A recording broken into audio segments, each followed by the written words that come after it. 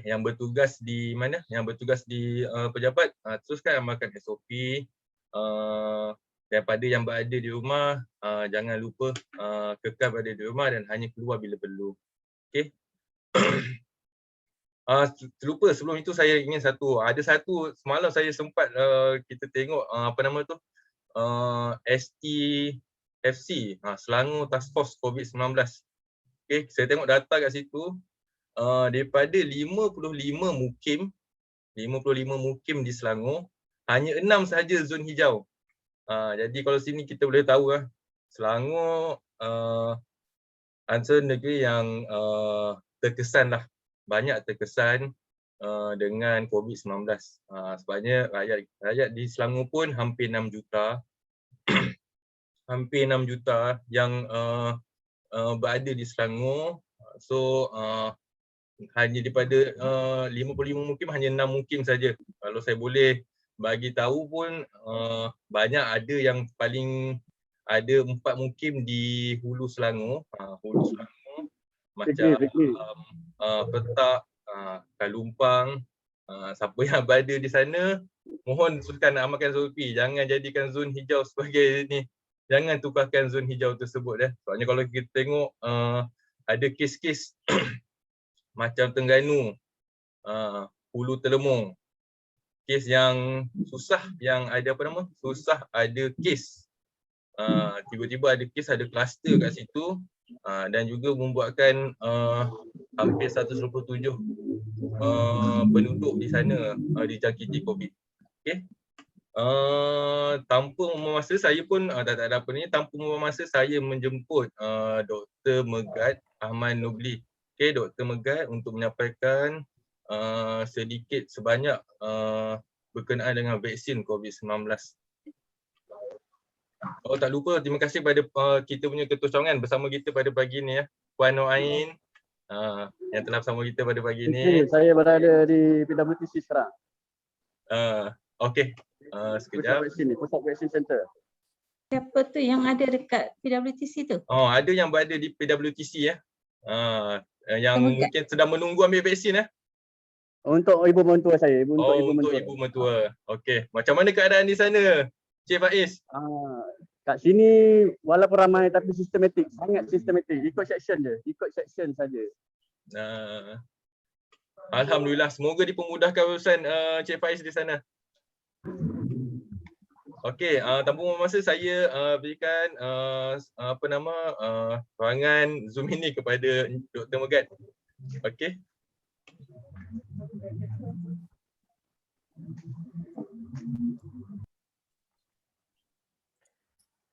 Okay, bismillahirrahmanirrahim. Assalamualaikum warahmatullahi wabarakatuh. Selamat pagi, salam sejahtera. Terima kasih kepada Encik Fikri selaku moderator pengurusi majlis.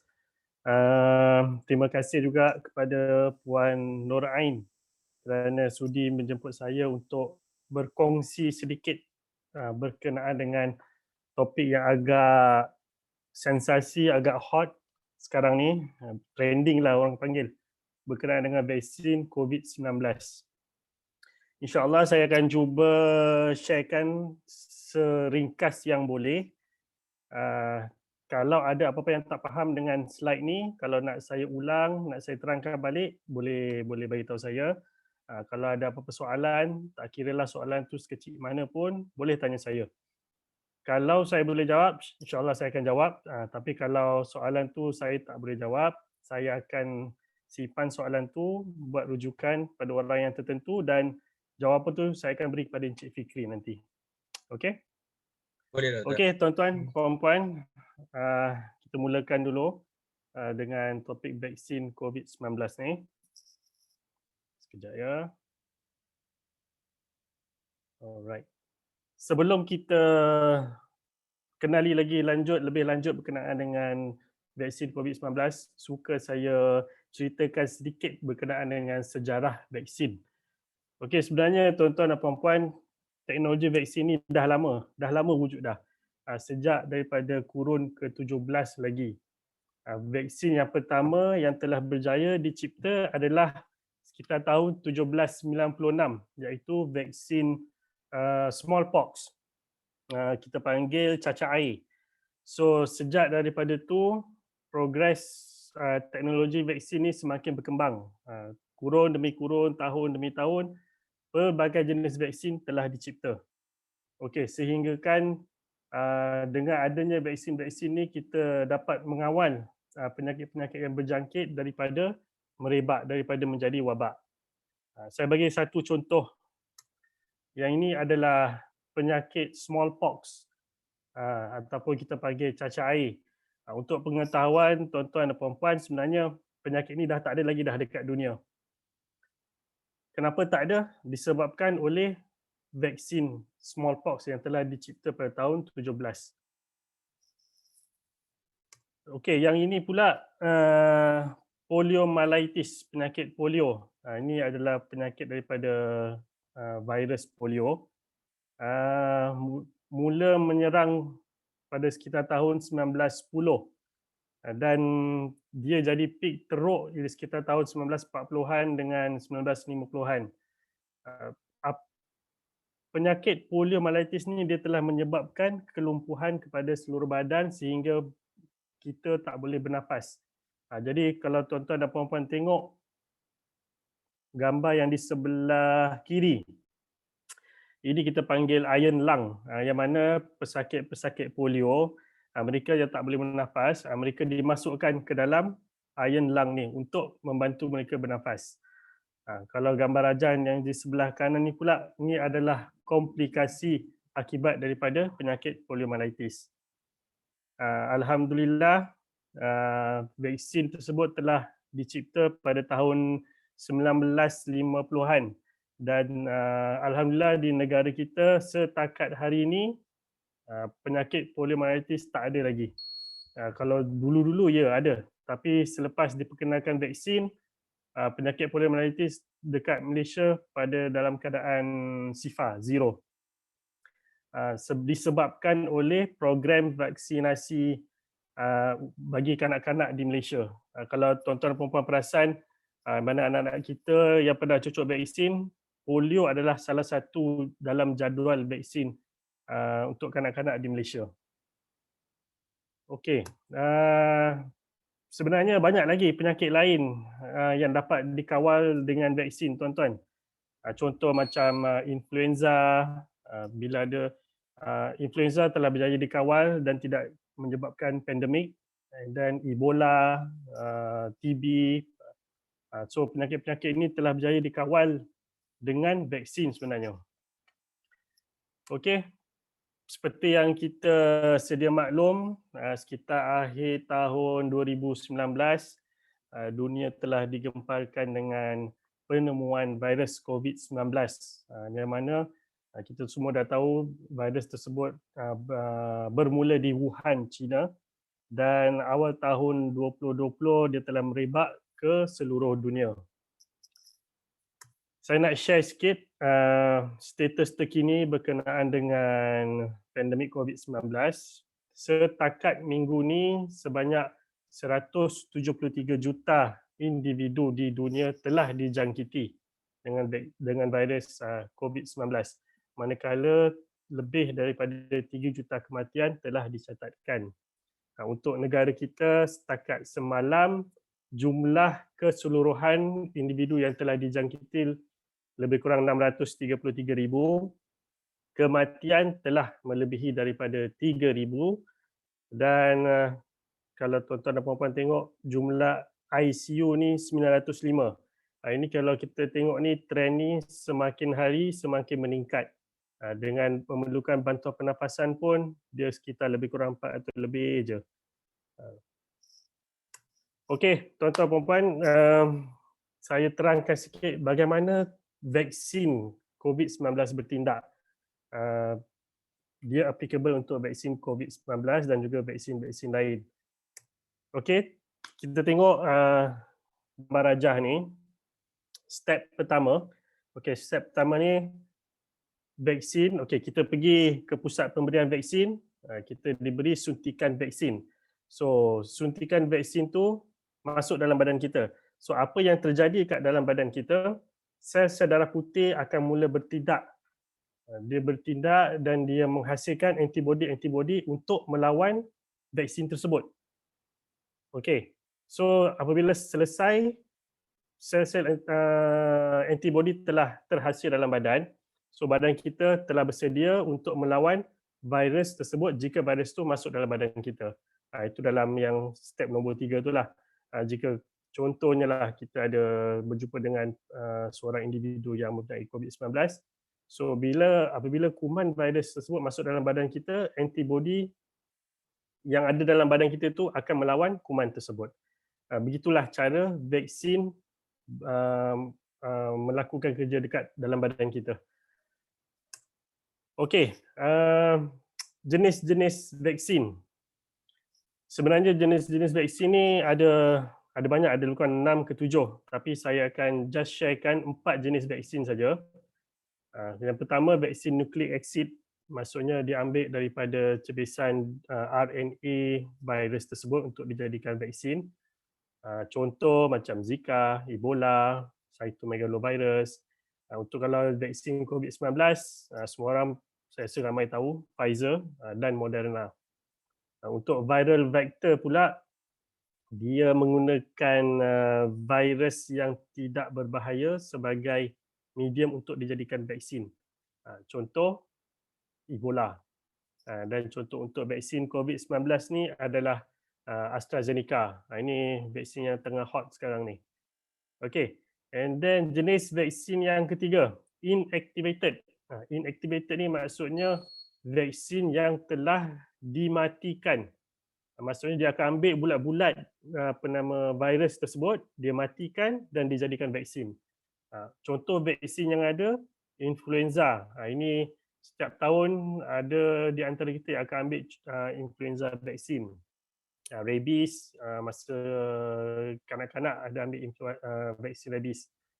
And then jadi untuk vaksin COVID-19, Sinovac. Ini yang ada dekat Malaysia.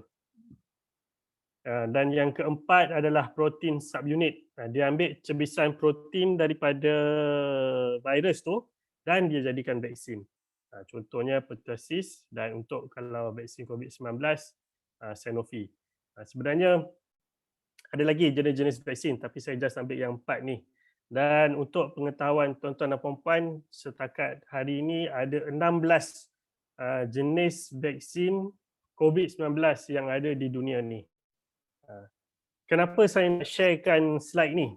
Sebenarnya apa yang nak saya cuba sampaikan dekat slide ni, teknologi vaksin ni sebenarnya dah lama. Sebab kalau tuan-tuan dan puan-puan tengok teknologi vaksin yang contoh vaksin yang terdahulu ni, macam Ebola, Zika, influenza, pertussis, semua ni vaksin ni dah lama dihasilkan. Saya bagi contoh macam rabies. Rabies sebenarnya tahun 1880-an lagi vaksin ni dah wujud. Macam pertussis tahun 1948. Influenza pun dah lama, dalam 1940-an macam tu. So sebenarnya teknologi dah lama, and then semakin daripada kurun ke-17, 18, 19, teknologi tu telah diimprovise, telah dibaik pulih, diimprovise teknologi tu. Jadi sebenarnya kita tak perlu risau, sebab saya faham ada yang risau sebabnya ada yang kata vaksin COVID-19 ni dibuat secara tergesa-gesa. Sebenarnya tak, tuan-tuan. Sebab teknologi dah ada, dan even vaksin COVID-19 ni ialah daripada coronavirus. Dan untuk pengetahuan tuan-tuan dan puan-puan, sebenarnya 10 tahun, 15 tahun yang lepas, kalau tuan-tuan puan-puan perasan, kita pernah digemparkan dengan virus MERS ataupun SARS. Itu adalah daripada kumpulan coronavirus juga. Jadi sebenarnya mereka dah buat uji kaji lama dah, 10 tahun lepas, 15 tahun lepas. Tapi disebabkan pada ketika itu tak jadi pandemik macam sekarang, jadi diorang tu lack of fund. So bila jadi macam sekarang, keadaan sekarang ni, so semua negara-negara mereka willing to invest untuk membuat research dengan lebih mendalam berkenaan dengan vaksin. Maka terhasillah vaksin COVID-19. Okey, sejauh mana keberkesanan vaksin ni tuan-tuan, puan-puan. Okey, tengok slide yang berikutnya.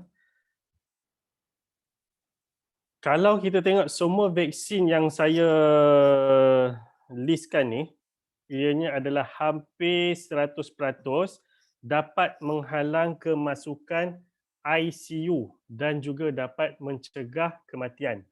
Sebenarnya ini adalah main objektif vaksin.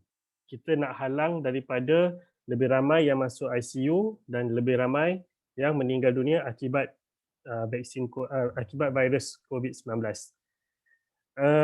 Lebih kurang 70 ke 90% ia dapat menghalang komplikasi daripada virus COVID-19. Lebih kurang 70 ke 80% dapat mengelakkan jangkitan COVID-19 tersebut.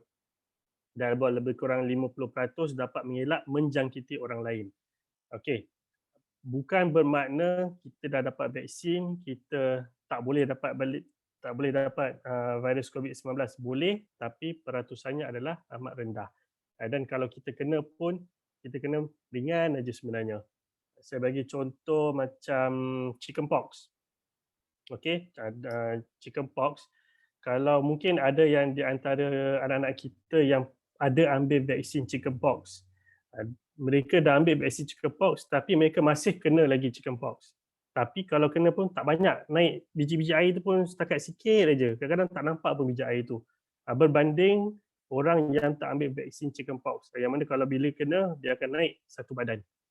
Okey, tuan-tuan puan-puan. Okey, apakah tujuan ataupun indikasi vaksin COVID-19 ni? Of course, yang pertama ialah kita nak cuba cegah penyakit COVID-19 yang mana vaksin tersebut dia merangsang sistem imun kita untuk menghasilkan antibody dan seterusnya dia bertindak untuk melawan virus COVID-19. Tapi yang paling penting sebenarnya adalah yang saya kotakkan warna merah ni, membentuk herd immunity. Okey. Herd immunity ataupun immunity sekelompok. Sebenarnya ini adalah kunci utama ataupun strategi utama dalam untuk kita menangani COVID-19 ni. Saya akan explain next slide dengan lebih lanjut berkenaan dengan herd immunity ni. Okey, tuan-tuan dan puan-puan tengok gambar raja di sebelah kiri. Okey, gambar raja yang di sebelah kiri ni, ini adalah community yang hanya segelintir individu sahaja yang menerima vaksin. Okey, yang warna biru ni, yang warna biru ni adalah individu yang telah mendapat vaksin. Yang warna kelabu ni adalah individu yang tidak mendapat vaksin. Dan yang warna oranye ni ialah individu yang dijangkiti COVID-19. Jadi apa yang terjadi dalam komuniti ni, tuan-tuan? Hasilnya disebabkan tak ramai yang mendapat imunisasi vaksin COVID-19, hasilnya individu yang warna kelabu semua ni telah dijangkiti dengan COVID-19.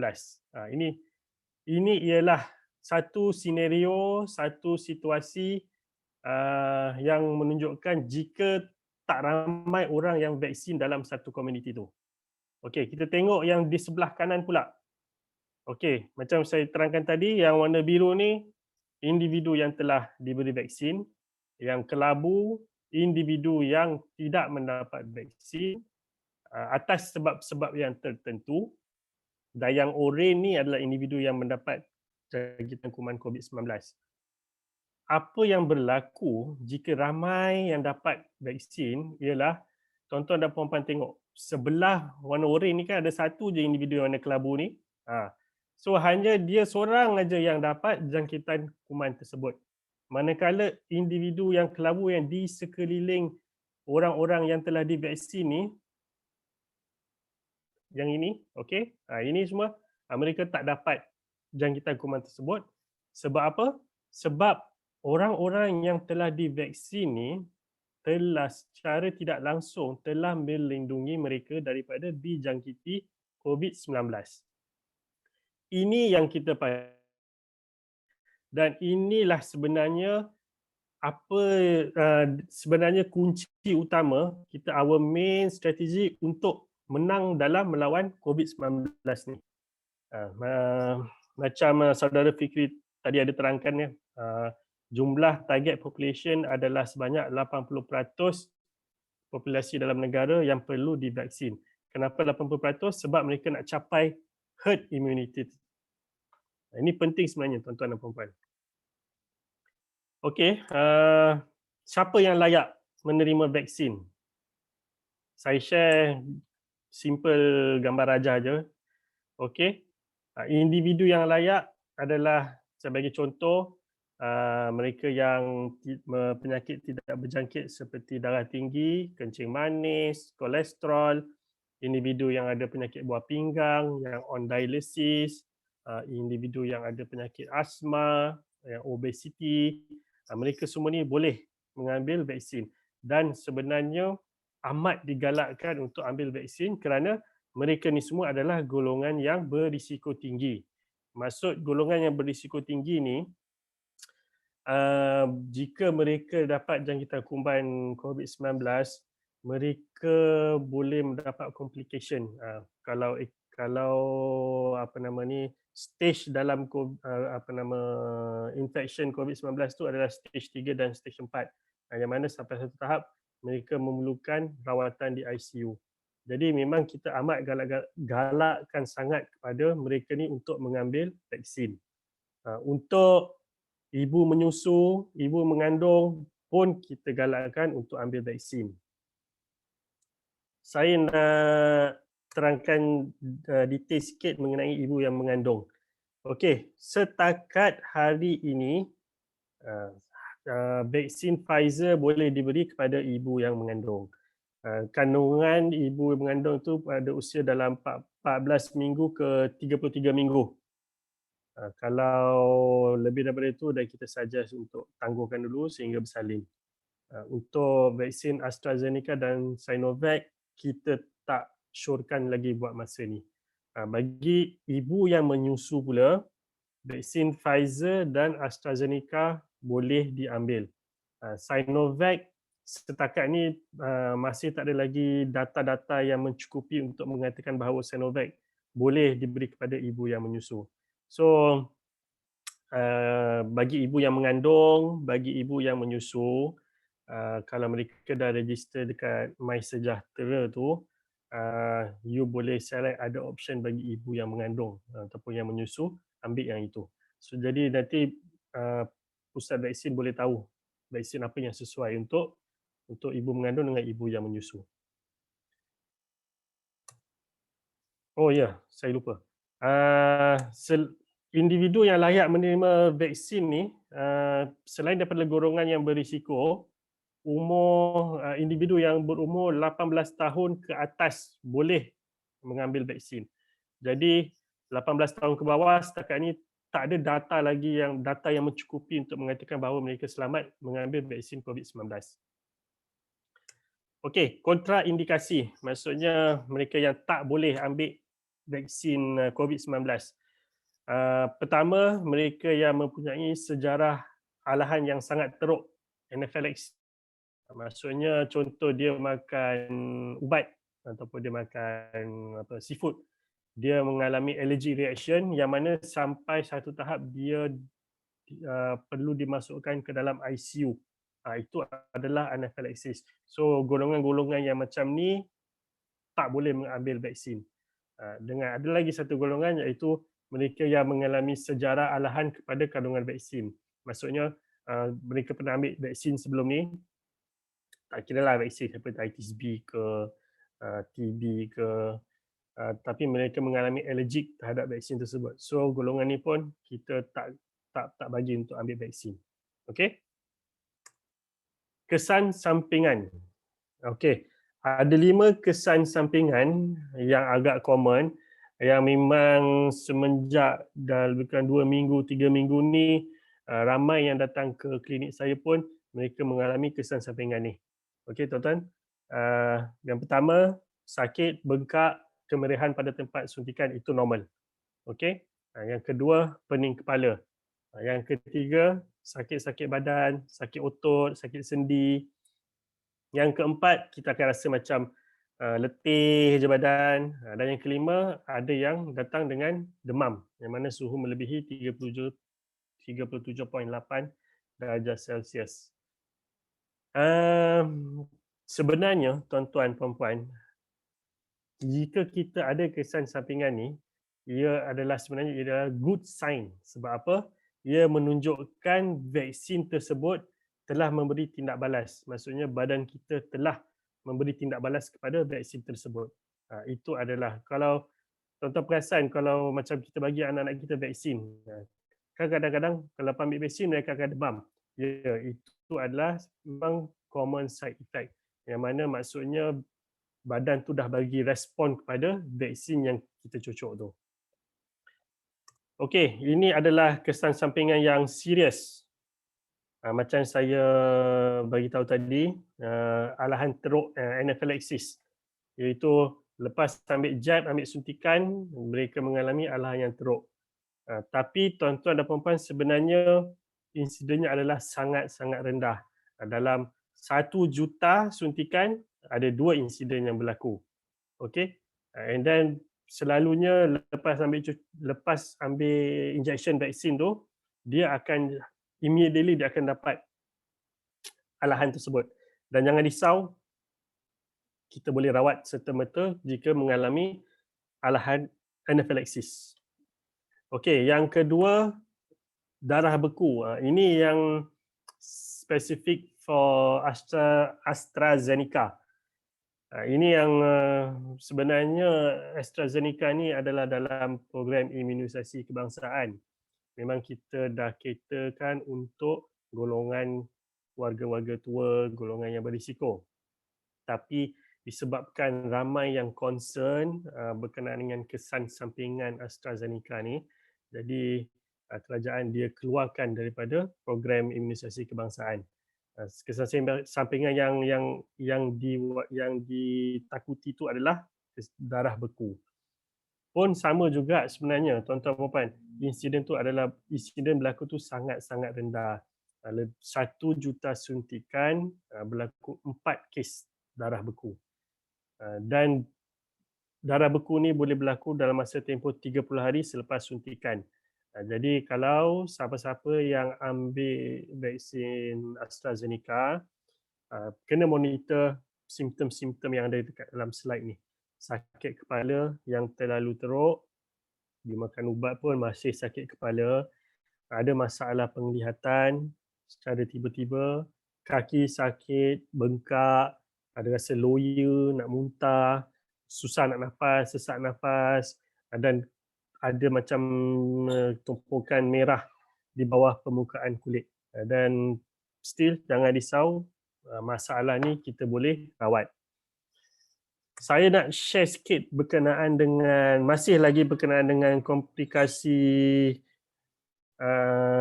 AstraZeneca ni. Okey, yang rajah yang saya sharekan ni, ini adalah perbandingan potensi manfaat dengan potensi risiko mendapat pembekuan darah untuk 100,000 individu. Okey, tuan-tuan dan puan-puan tengok umur 60 tahun ke 69 tahun. Manfaatnya sangat besar. Okey, anggaran kematian yang boleh dicegah adalah lebih kurang 23 orang individu jika mereka mengambil vaksin AstraZeneca ni, berbanding dengan risiko adalah sebanyak untuk mendapat pembekuan darah, risiko komplikasi pembekuan darah. Jadi kalau kita timbang potensi manfaat dengan potensi risiko tu, dia jauh beza dia tuan-tuan dan puan-puan. Tengok umur yang 70 ke 79 dan umur 80 tahun, nampak dia punya kematian yang kita boleh cegah adalah sebanyak 50 dan 49, hampir 100 orang, berbanding dengan risiko untuk dapat blood clot, darah beku ni adalah 0.9, tak sampai 1 orang pun. So apa yang saya nak cuba sampaikan dekat sini adalah sebenarnya risiko risk untuk dapat complication of blood clot tu adalah sangat-sangat rendah berbanding dengan the benefit yang kita dapat bila kita ambil AstraZeneca tu. Ini satu lagi slide, ini ialah anggaran kemasukan ICU yang kita boleh cegah. Yang tadi tu kematian. Ini berapa ramai kita boleh cegah daripada masuk ke ICU. Okey, kita tengok umur 60 ke 69 tahun. Kita boleh cegah sebanyak 60 dalam setiap 100,000 individu. Berbanding hanya satu individu berpotensi untuk mendapat pembekuan darah. Ini potensi ya tuan-tuan dan puan, bukannya dalam 100,000 individu tu kita akan dapat satu. Tak, ini hanya adalah potensi. Itu kita kena faham. Kenapa saya share dua slide ni? Sebabnya kalau kita tengok dekat negara kita ni, even dekat dunia pun, kematian yang dicatatkan mainly adalah daripada golongan-golongan elderly, maksudnya umur yang 60 tahun ke atas. Jadi sebenarnya kita punya aim adalah untuk menghalang, untuk cuba prevent daripada golongan-golongan tersebut daripada masuk ICU, dan kita akan cuba dan untuk cegah daripada kematian tuan-tuan dan puan. Okey, perlu ke kita ambil paracetamol ataupun Panadol sebelum ambil vaksin? Sekarang ni ramai yang tanya sebenarnya, tanya doktor boleh tak kalau saya makan dulu Panadol sebelum saya pergi cocok sebab takut sakit. Okey, sebenarnya kita tak galakkan sebab secara teorinya lah dia boleh mengaburi respons penghasilan antibodi oleh vaksin, dan keberkesanannya dia boleh menurunkan keberkesanan vaksin tersebut. Tapi katakanlah kalau lepas ambil cocok tu ada simptom yang macam pening kepala, demam, sakit-sakit badan, tuan-tuan puan-puan boleh ambil Panadol ataupun paracetamol, tak ada masalah. Okey, saya nak share sikit plan imunisasi COVID-19 kebangsaan kita. Sekarang kita berada di fasa 2. Ya, betul, saya tak nafikan agak perlahan sedikit progress dia. The reason behind this is because sebab kita kerajaan dia dah keluarkan AstraZeneca tu daripada plan COVID-19 kebangsaan. So bila dah keluarkan tu, jadi mereka terpaksa buat balik lagi sekali untuk susun balik siapa yang dapat vaksin Sinovac dengan Pfizer. Tapi alhamdulillah lepas keluarkan daripada program plan imunisasi kebangsaan tu, bila kita open pada orang ramai, alhamdulillah ramai sebenarnya yang nak cocok vaksin. So, dan mungkin mereka dalam perancangan untuk masukkan balik AZ tu dalam plan imunisasi COVID-19 kebangsaan. So sekarang kita berada di fasa 2, yang mana kita target golongan-golongan yang berisiko, macam yang ada kencing manis, darah tinggi, sakit jantung, golongan-golongan yang tua yang umur 60 tahun ke atas. Sekarang ni memang diorang tengah giat memberi vaksin kepada mereka. Target kita sebenarnya adalah at least 70%, tapi diorang dah naikkan kepada 80%. Inilah target yang sebenarnya yang perlu kita capai tuan-tuan dan puan-puan, sebab 80% baru kita boleh capai herd immunity.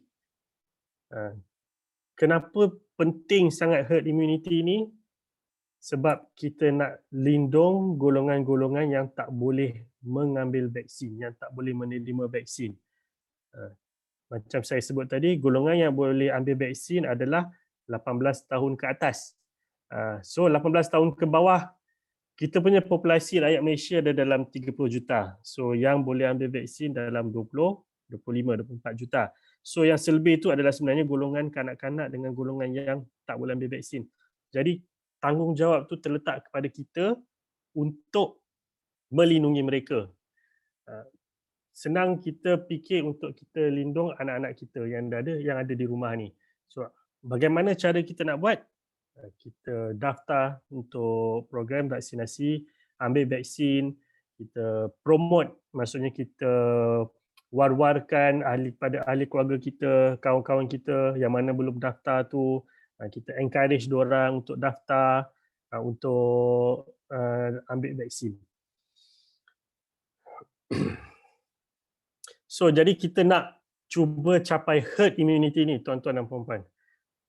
Macam saya cakap tadi, actually this is the key point untuk kita menang dalam melawan COVID-19. Saya pasti ramai yang dah kita panggil COVID fatigue, maksudnya dah bosan asyik kena ikut SOP, kena pakai mask. Selagi kita tak dapat capai herd immunity ni, selagi itulah kita kena patuhi SOP, kita kena pakai mask, kita kena melindungi golongan-golongan yang tidak dapat, yang tak boleh menerima vaksin. Okey, ini Encik Fikri dah sharekan tadi. Setakat ini saya ambil semalam ni. Setakat semalam baru 12 juta yang telah mendaftar. So about dalam 50%. Masih ramai lagi yang belum mendaftar. Kalau Selangor pun almost 70%. Okey, alhamdulillah nampak bagus. Yang rendah Kelantan 37%, dengan Sabah ni agak rendah. Mungkin mereka ni ada masalah-masalah lain. Mungkin mereka tak ada MySejahtera, tak ada internet. So sebenarnya macam Encik Fikri cakap tadi lah, selain MySejahtera, kita boleh daftar dekat website. Ataupun kita boleh pergi ke klinik kesihatan sebenarnya untuk daftar. Jadi kalau ada mak ayah yang berada di kampung yang tak ada internet, yang belum daftar, saya sarankan tuan-tuan dan puan-puan bantu mereka untuk daftar. Okey, mitos dan fakta. Okey, kita tak boleh percaya pada vaksin COVID-19 kerana dihasilkan dalam keadaan tergesa-gesa. Ini macam yang saya cakap tadi, sebenarnya teknologi yang digunakan adalah teknologi lama. Dan kaedah ni dah kaji memang dah lama. In fact, bukan 30 tahun, lebih daripada 30 tahun lagi teknologi tersebut yang digunakan untuk menghasilkan vaksin.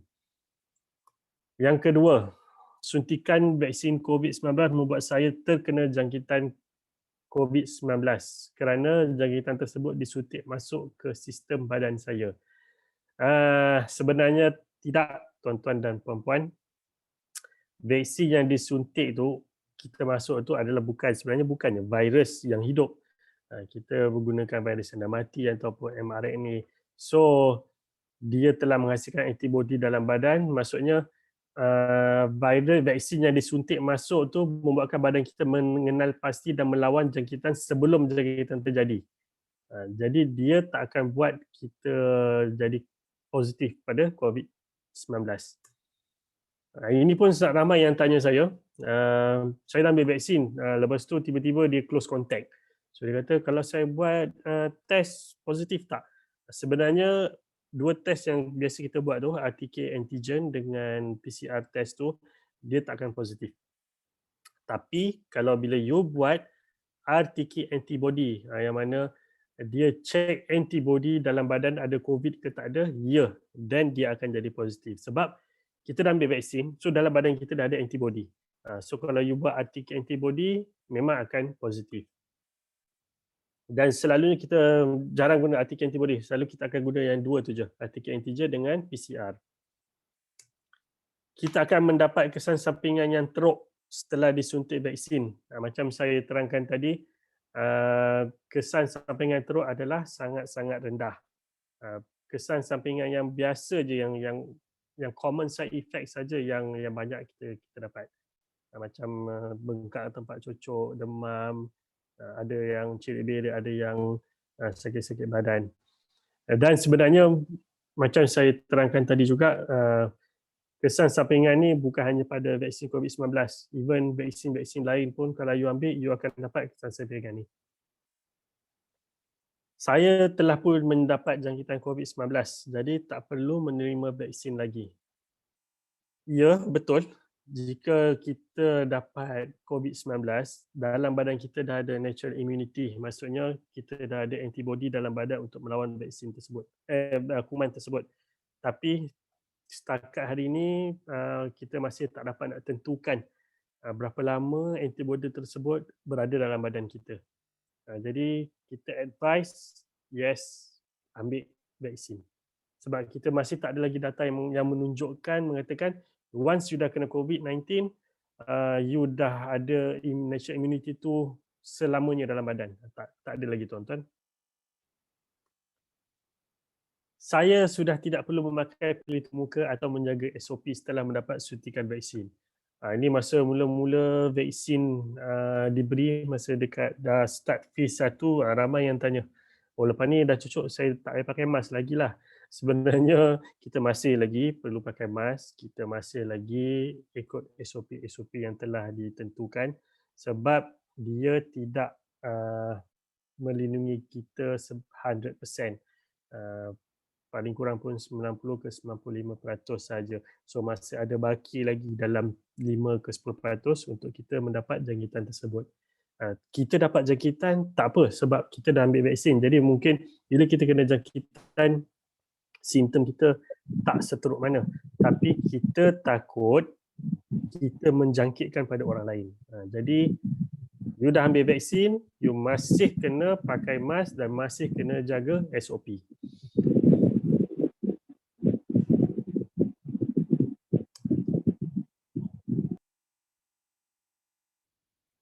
Okey. Vaksin COVID-19 dihasilkan adalah bertujuan mengawal dan menjejak populasi dunia dengan adanya jejak microchip. Ya, saya pun ada baca juga pasal benda ni. Ini memang betul-betul mitos lah. Ini semua hanya adalah teori konspirasi sahaja tuan-tuan dan puan-puan. Satu lagi, vaksin COVID-19 akan merubah DNA saya dan manusia lain.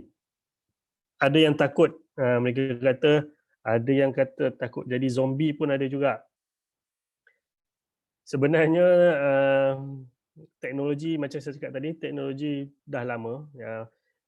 Yang soalan mitos ni sebenarnya dia adalah more pada vaksin Pfizer sebab mereka menggunakan teknologi mRNA. So diorang kata mRNA ni takut akan memberi efek kesan kepada DNA badan kita.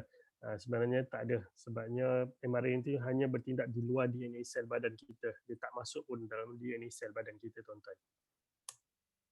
Okey, saya nak share sikit berkenaan dengan sebelum kita mengakhiri sesi perkongsian ni. Setakat hari ini sebanyak 2.1 bilion individu yang telah diberi vaksin. Jadi sebenarnya total population, world population adalah 7 bilion. 7 bilion ni, ini termasuk kanak-kanak dengan golongan yang tidak boleh menerima vaksin. Apa yang saya nak cuba sampaikan dekat sini sebenarnya 2.1 bilion adalah jumlah yang sangat besar. Maksudnya vaksin ni adalah selamat. Saya bagi satu contoh di negara United Kingdom. Kenapa saya share slide ni? United Kingdom tahun lepas dengan awal tahun ni mereka mengalami pandemik yang sangat teruk. Kadar kematian mereka sangat-sangat tinggi. So apa mereka buat? Mereka menjalankan program imunisasi mereka secara besar-besaran. Dan hasilnya mereka telah berjaya memvaksin rakyat mereka sebanyak 40%. 40% ni adalah mereka yang telah menerima complete 2 dos, tuan-tuan puan-puan. Kalau yang dah ambil first dose tu sebenarnya lagi ramai, almost 70%. Dan hasil daripada vaksinasi mereka, program vaksinasi mereka, mereka berjaya mencatatkan angka kematian zero COVID death in the UK since March 2020. Tengok yang gambar atas ni, tahun 20 Januari 2021, nampak angka kematian mereka mencatatkan sehingga 1,820 kematian dalam satu hari. So apa mereka buat? Mereka buat secara intensif program vaksin secara besar-besaran. Dia bagi AstraZeneca kepada rakyat mereka dan hasilnya minggu lepas Minggu lepas tak, minggu ni. Minggu ni 6 hari bulan first sifar kematian COVID-19 dekat sana.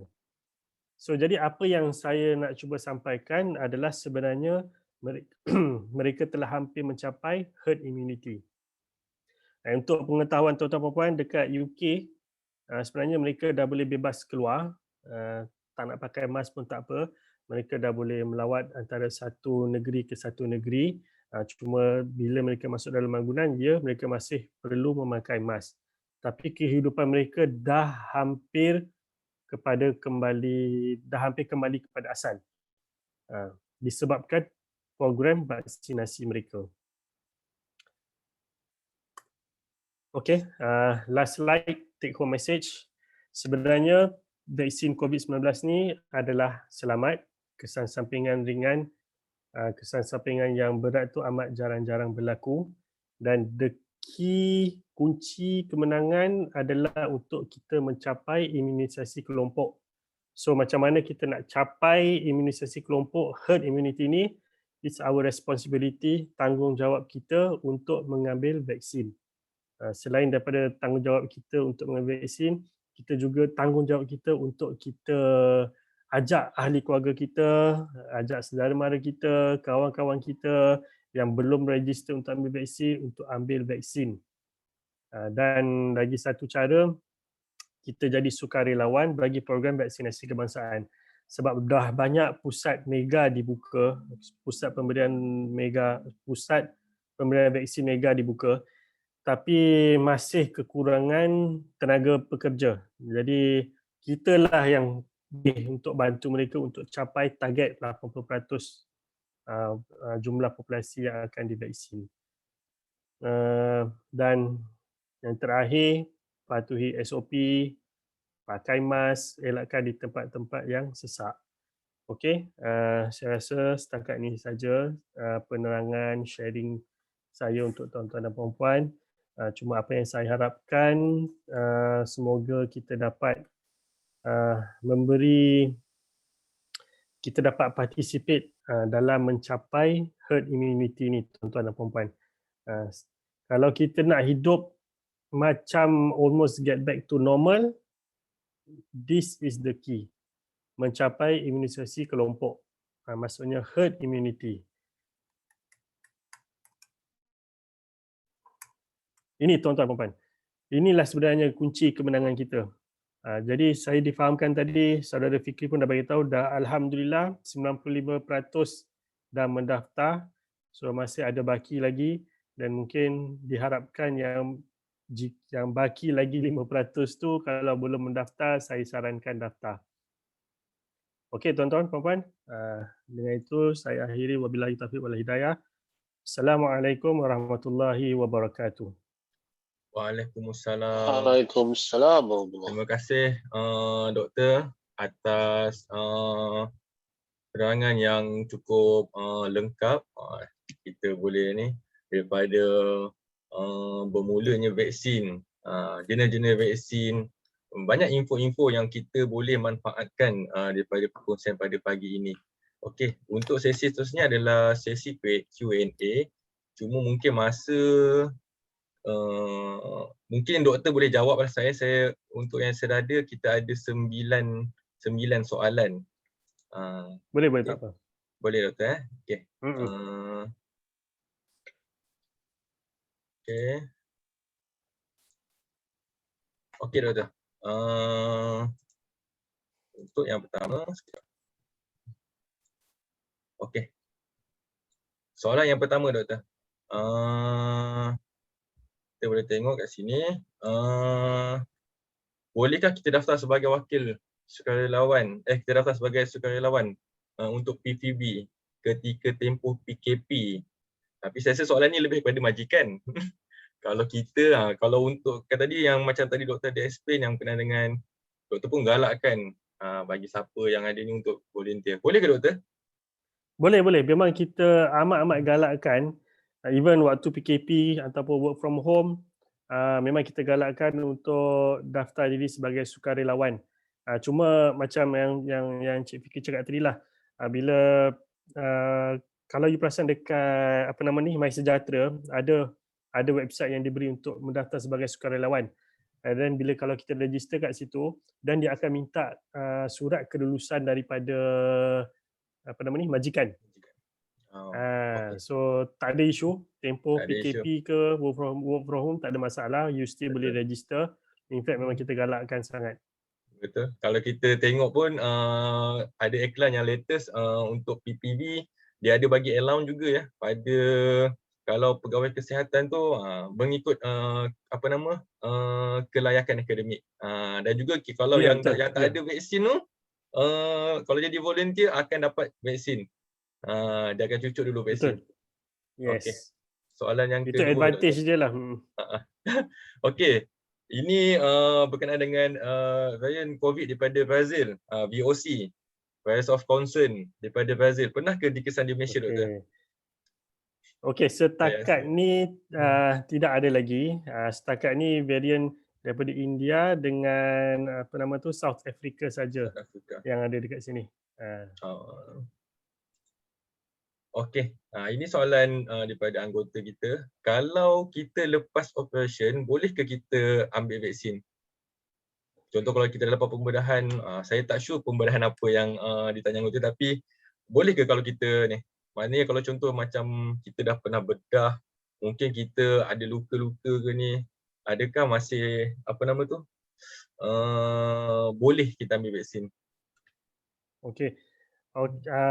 Boleh, tak ada masalah as long jika selepas operation tu tak ada apa-apa komplikasi ataupun jika kita tak ada ambil apa-apa ubat yang untuk mencairkan darah. Kalau tak ada yang ambil ubat cair darah, boleh ambil, tak ada masalah. Okey. Okey, Doktor, soalan yang keempat. Adakah vaksin sesuai jika kita sedang menjalani rawatan kesuburan ni? Boleh ke, Doktor? Saya untuk konsif ni. Okey, ETC. alright. Sebenarnya ada satu lagi mitos, saya tak masuk dalam ni. Sebabnya bila ambil vaksin dia kata boleh mengalami kemandulan. Setakat ni tak ada lagi data yang menunjukkan ambil vaksin boleh menyebabkan kemandulan. Okey, tapi kalau yang sedang menjalani rawatan kesuburan, kita syorkan untuk dapatkan khidmat nasihat daripada pakar doktor yang merawat rawatan kesuburan ni dulu. Sebab kita tak tahu ubat apa yang mereka ambil, yang mereka beri. Jadi dapatkan dulu sure daripada pakar kesuburan. Contoh kalau you follow up dekat hospital Kelang lah contoh. So pergi hospital Kelang, minta biasanya dia akan ada satu borang untuk mengatakan bahawa you boleh ambil vaksin. Itu borang tu kita bawa jumpa pada doktor tu dan doktor tu akan verify. Okey, Doktor. Soalan seterusnya. Okey. Ini berkenaan dengan mungkin ada staf kita yang mungkin akan menjalani ibadah haji. Okey. Kerajaan Arab Saudi hanya mengisaf vaksin daripada Pfizer dan juga AstraZeneca. Maknanya adakah kalau macam contoh Sinovac ataupun yang masih atau apa nama vaksin-vaksin selain daripada dua yang disebutkan itu ada kekurangan ataupun kelemahan? Apa pendapat doktor? Okey. Buat setakat hari ini Arab Saudi dia hanya benarkan Pfizer dan AstraZeneca saja. Sebab apa dia benarkan dua ni? Sebab dekat sana vaksin dua ni saja yang diorang ada. Maksudnya Sinovac diorang tak gunakan as a vaksin dekat sana. Jadi mungkin disebabkan tu mereka ambil hanya Pfizer dan AstraZeneca saja. Tapi kalau tak silap saya 2 minggu lepas kerajaan Arab Saudi dalam pertimbangan untuk meluluskan vaksin Sinovac, maksudnya dia akan masukkan sekali Sinovac itu dalam as a syarat-syarat untuk pergi buat haji ataupun umrah. Tapi kita tak tahulah apa keputusan orang tu. Betul. Tapi dari segi maksudnya kurang meyakinkan tu actually sebenarnya semua vaksin sama saja. Kita punya aim adalah untuk mencegah daripada kematian dan komplikasi daripada COVID-19. Secara purata, semua vaksin menunjukkan hampir 100%. So, effectiveness semua vaksin okey je. Okey. Kalau yang ini pun saya boleh tambah sikit, kalau ikutkan makluman daripada YBKJ pun dia kata dia akan berurusan dengan kerajaan Arab Saudi lah berkenaan dengan siapa yang bakal jemaah haji akan ke sana, dia akan cuba dapatkan kelulusan. Okey, doktor, soalan yang ke-6. Apakah pendapat doktor berkenaan dengan isu yang tengah panas ni mengenai pengambilan bunga cengkeh ataupun ivermectin yang dikata dapat mengelakkan dari terkena COVID. Macam mana? Ini soalnya kalau ini isu ni agak panas sebabnya benda ni kalau dekat media sosial dikongsi bukan sikit-sikit. Betul. Hampir berpuluh ribu yang share. Yes, Ada betul. ni. Macam mana, apa pendapat doktor berkenaan dengan bunga cengkeh ataupun ivermectin? Alright, okay. Okay, saya nak sentuh yang ivermectin dulu. Okay, sebenarnya ivermectin dia adalah kalau dekat Malaysia ni kita gunakan untuk rawatan veterinary. Maksudnya rawatan kepada haiwan, ivermectin ni. Masih tak ada lagi clinical data yang menunjukkan ivermectin ni safe untuk penggunaan human, manusia. In fact, dekat India pun dia dulu mereka gunakan ivermectin, but now diorang dah withdraw dah balik. Maksudnya diorang dah tak gunakan ivermectin sebab masih tak ada lagi data yang konklusif menunjukkan ivermectin ni safe dan berkesan untuk melawan COVID-19. Yang bunga cengkeh,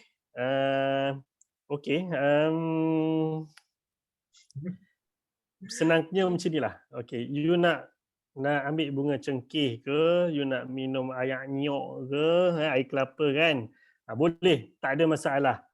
Tapi yang penting vaksin. Okay, kalau you percaya bunga cengkeh, minum air kelapa tu boleh hindarkan diri daripada terkena COVID-19, go ahead, proceed. Tapi at the same time you kena ambil vaksin juga. Sebab apa? Sebab kita nak capaikan herd immunity tu, immunity sekelompok tu yang penting. Sebab you ambil bunga cengkeh, you tak produce antibody dalam badan untuk lawan COVID-19. You basically dia kira macam ubat je lah. Tapi you tak ada antibody dalam badan untuk lawan vaksin tersebut, virus tersebut. So nak buat, tapi at the same time tolonglah register lah untuk ambil vaksin tu sekali. Betul. Sebab penting sebenarnya herd immunity ni. Bukan negara United Kingdom saja yang dah capai macam tu, even Amerika Syarikat pun sama juga. Mereka dah boleh bebas keluar. Even Presiden US pun dah cakap tak nak pakai mask pun dah boleh. Dan di Brazil, okay, kalau siapa yang takut dengan vaksin Sinovac, okay, kalau kita tahu Brazil dulu antara negara yang teruk mengalami COVID-19, kadar kematian yang tinggi. Tapi selepas mereka diberikan program imunisasi gunakan Sinovac, sekarang memang kes kematian mereka dah mendadak turun. Betul. Kat sini kita boleh tengok lah, kalau ni kita sebagai rakyat Malaysia boleh tengok contoh-contoh yang ada di luar sana. Banyak yang kalau ikutkan kita ni agak terlambat sebabnya dah setahun, kita nak 2 tahun menangani isu yang sama. Takkan kita nak pusing-pusing dengan SOP dah ni. Okey doktor, soalan yang ke-7 doktor. Kepada golongan yang mempunyai alahan termasuk ubat-ubat kepada vaksin, apakah ada alternatif selain daripada vaksin supaya golongan ini tidak terkena jangkitan COVID? Amalkan SOP, pakai mask, elakkan tempat-tempat yang crowded, tempat-tempat yang sesak. Cuba boost imun sistem badan kita, amalkan pemakanan yang sihat, vitamins, nak ambil vitamin C pun boleh, nak makan buah sayur pun boleh. Satu lagi, exercise. Sebab bila kita exercise, kita meningkatkan lagi imun sistem badan kita. Betul. Itu yang kita boleh buat kalau mana yang tak boleh ambil vaksin. Okey, betul doktor. Dan juga pada golongan-golongan yang tidak mempunyai alahan tu, mohon daftarlah vaksin. Macam doktor Begat tadi cakap, kita golongan yang tidak berisiko ni, inilah tanggungjawab kita untuk melindungi golongan-golongan yang macam ni, ada risiko ni. Okey doktor, soalan yang ke-8. Okey. Assalamualaikum doktor. Orang yang telah divaksinasi boleh melindungi diri dengan mereka daripada mendapat komplikasi itu daripada jangkitan COVID. Adakah COVID-19 yang menjangkiti mereka boleh disebarkan kepada orang yang tidak divaksin? Maknanya macam dia ni dah divaksin, bila kita dah vaksin kita tidak mendapat apa orang panggil, susahlah nak jadi masuk ke kategori 4 ataupun 5. Adakah COVID-19 yang menjangkiti macam kita dah ada COVID ni, kita dah ada vaksin, and then kita kena COVID, adakah kita punya COVID ni boleh menjangkiti mereka yang tidak ni, yang tidak lagi divaksin? Ya, kita dah ambil vaksin, kita kena COVID-19, kita masih ada risiko untuk menjangkiti orang lain. So that's why macam yang saya cakap tadi kan, antara mitos-mitos tu lepas dah vaksin you tak jaga SOP, tak sebenarnya. You still kena jaga SOP. Let's say you dah ambil vaksin, you kena COVID-19, you still kena kuarantinkan diri you lagi. Sebab vaksin dia tak protect you 100%. Maksudnya you dah dapat kuman tu, ada possibility untuk you menjangkitkan pada orang lain. Okey doktor. Okey, ini soalan yang terakhir. Okey. Ini mitos dia lah. Betulkah ramai dikatakan meninggal dunia setelah mengambil vaksin? Adakah ini disebabkan mereka mempunyai penyakit termasuk imunisasi rendah? Mohon pandangan doktor. Okey, ini yang I think 2 minggu lepas yang Mak Teh tu cakap kan? Betul. Yang Mak Teh kata ramai nurse yang mati sebab ambil vaksin. Okey, sebenarnya setakat ni tak ada lagi kematian yang dicatatkan dekat Malaysia lah. So tak ramai sebenarnya yang mati. Even serious complication yang mereka alami pun adalah sangat-sangat rendah. So nak kata ramai, tak ramai. Jangan disebabkan, okey lah macam ni lah. Sekejap ya. Boleh tak saya share ada satu slide ni? Boleh doktor. Sekejap saya stop dulu share. Oh tak adalah slide tu dah tak ada dah. Oh tak ada dah. Okey tak apa. Ada. Ada. Okey. Okey ada. Saya nak sharekan ni sikit. Okey. Kalau tengok slide ni, okey. Tak nampak doktor. Comparison. Dapat tak? Doktor kena share dulu. Oh, I tak share lagi. Okey. Belum.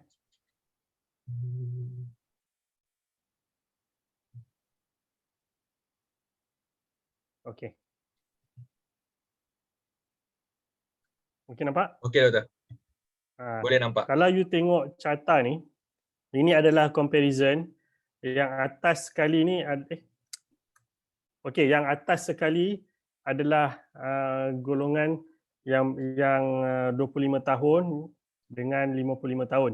So yang atas sekali ni adalah serious harm due to vaccine side effect, maksudnya komplikasi yang besar. Kalau kita comparekan umur golongan yang 25 tahun ni, dalam 1 juta 11 orang yang mengalami serious harm. Okey, cuba kita bandingkan dengan mereka yang mati due to accident or injury. Nampak jauh lebih ramai. Kalau kita bandingkan mereka yang ada kesan sampingan yang teruk. Faham tak yang ni? Faham. Golongan yang berumur 55 tahun, 4 in a million yang mendapat kesan sampingan yang teruk. Tapi kalau kita bandingkan mereka yang mati dengan because of the coronavirus adalah sebanyak 800 dalam 1 juta.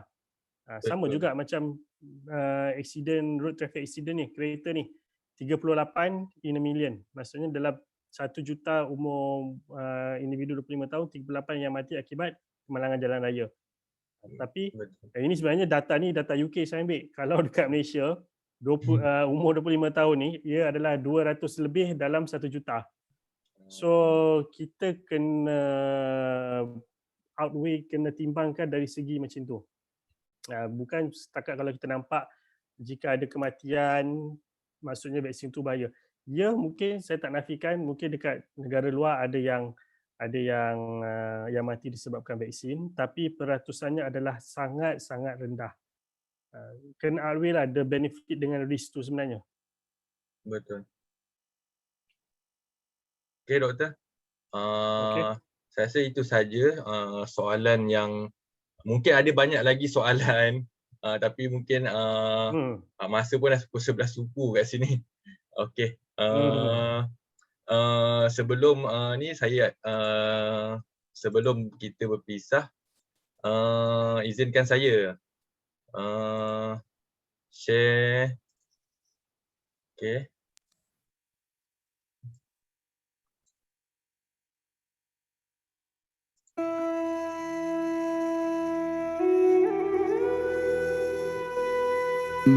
بسم الله الرحمن الرحيم الحمد لله رب العالمين الرحمن الرحيم مالك يوم الدين إياك نعبد وإياك نستعين اهدنا الصراط المستقيم صراط الذين أنعمت عليهم غير المغضوب عليهم ولا الضالين.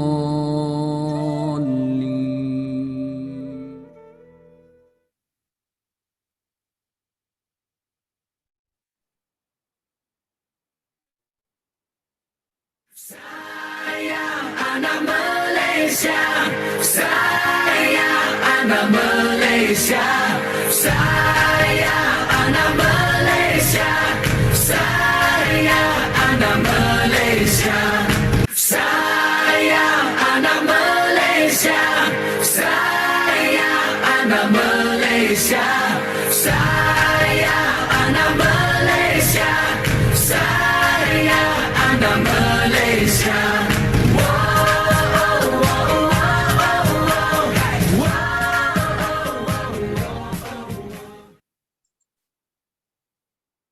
Okey, kat situ video tadi kita share anggota-anggota yang telah berjaya mendapatkan vaksin. So pada semua anggota yang masih lagi menunggu appointment, insya-Allah kita doakan semoga appointment, temu janji untuk vaksin kita akan dipermudahkan dan dipercepatkan. Sebabnya kalau kita tengok pun kes pun dia kes jangkitan kita pun semakin ada naik tapi so far untuk waktu PKP ni masih lagi maintain dalam 5 ke 6K. Kalau boleh kita cuba mendapatkan kes jangkitan COVID seperti pada tahun lepas, sampai kalau kita pernah ada satu masa kita hanya kosong jangkitan. Soalnya untuk masa ni kalau kita tengok jangkitan mungkin, tapi kita boleh tengok kat dalam video tadi banyak kes-kes yang melibatkan kematian di rumah. Kematian yang di rumah yang bila anggota keselamatan datang dan kita check, kita kalau boleh kita cuba nak kurangkan kes-kes seperti ini di mana pesakit-pesakit COVID tidak mendapat perawatan yang sepatutnya. Jadi bagi kita yang masih lagi belum divaksin, supaya menjaga SOP, dan juga amalkan penjarakan sosial, pakai mask. Saat ini pun digalakkan untuk pakai double mask jika berada di tempat yang tertutup ataupun tempat sesak. Semoga kita semua dijauhkan daripada wabak ini. Terima kasih sekali lagi kepada Dr. Megat atas perkongsian beliau, perkongsian yang sangat bermanfaat kepada kita dalam menghadapi wabak ini. Jika tiada apa-apa lagi, saya memohon maaf jika ada salah silap daripada saya dan juga Dr. Megat, dan jika ada salah silap selanjung kata, Yang baik itu datang daripada Allah dan kekurangan itu datang daripada saya. Saya sudahi sesi taklimat kita pada pagi ini dengan wabillahi taufiq wal hidayah. Wassalamualaikum warahmatullahi wabarakatuh. Terima kasih semua. Waalaikumsalam. Terima kasih. Terima kasih doktor. Terima kasih Fik. Terbaik. Sama. Terima kasih Dr. Magan. Terima kasih Fikri. Terima kasih doktor. Sama-sama. Nanti kita jemput lagi. InsyaAllah kita Okey, jemput lagi doktor. insyaAllah. Itu daripada Puan Nur Ain. InsyaAllah. Terima kasih doktor. Terima kasih Fikri. Okey, sama-sama Puan. Okey. Alright. Terima kasih doktor. Terima kasih Fitri. Anda kasih, buat yang sama-sama. terbaik. Ni nak pesan ni pada 24 orang tu yang ada dalam ni. Ada Puan, ada yang dah daftar, ada yang dah update dekat saya. Ada Saya yang nak dah daftar. 24 orang nama tu kita monitor dia orang register Boleh Puan? Sebelum Tan Sri panggil korang, baik saya panggil. Betul mohon Boleh? Semua yang ada ni yang belum lagi daftar, mohon daftar. Nanti sebabnya Fik monitor yang 24 tu, yang betul-betul ada masalah tak boleh register, inilah you have to let us know lah why. Okay, tapi yang takut-takut tu, we hope that this session will open your mind, because saya pun dulu nak tidak, tapi bila kita kata setakat sama je macam kita imunisasi daripada kecil kan, kita daripada diimunisasi daripada kecil. Jadi tak ada isu, sebab ingat tak dulu sebelum ni saya dekat Depok lah, kita ada satu imunisasi yang tu influenza. influenza tu. Betul. Selamba je kita pergi. Kenapa Betul. pula tiba-tiba COVID ni kita rasa macam benda tu memang boleh bawa mati pada kita. There's nothing harm lah. Okay? Betul. Okay? Betul Puan. Betul. Sebabnya kalau kita tengok pun kanak-kanak yang baru lahir pun dah terus cucuk BCG. Kanak baru lahir tau. Tak sampai seminggu pun dah sampai 1 hari pun dah terus cucuk BCG. And then sekarang ni pun ada vaksin pneumokokal untuk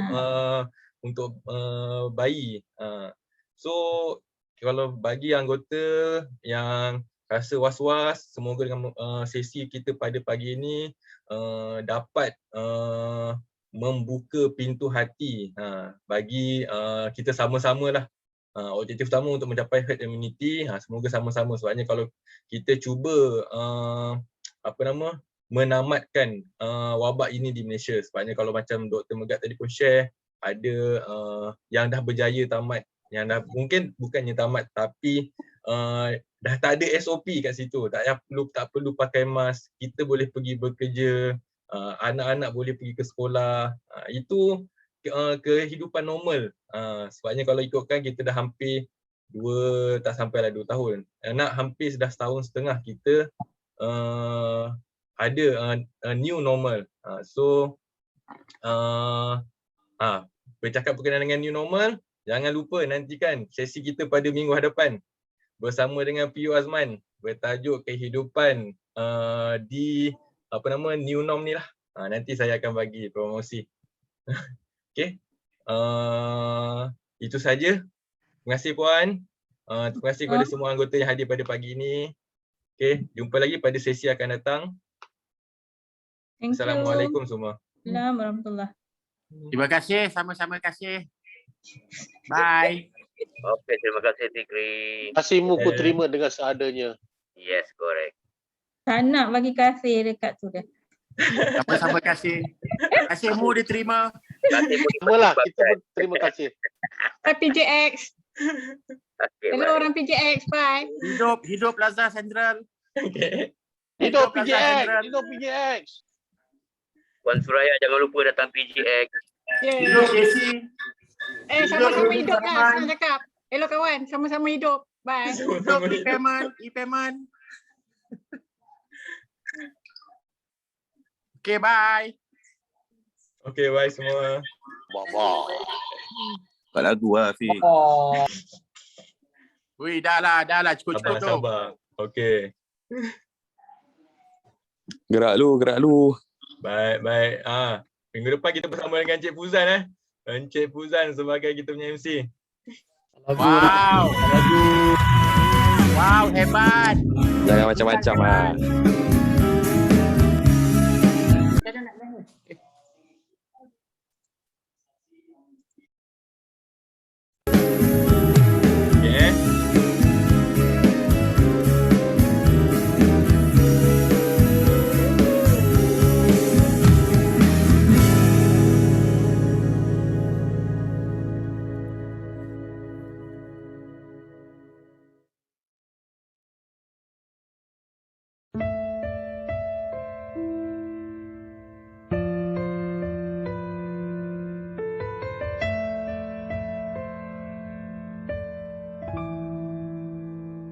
Bila cinta kini tak lagi bermakna yang ku rasa, kini hanyalah nestapa ditinggalkan cinta masa lalu.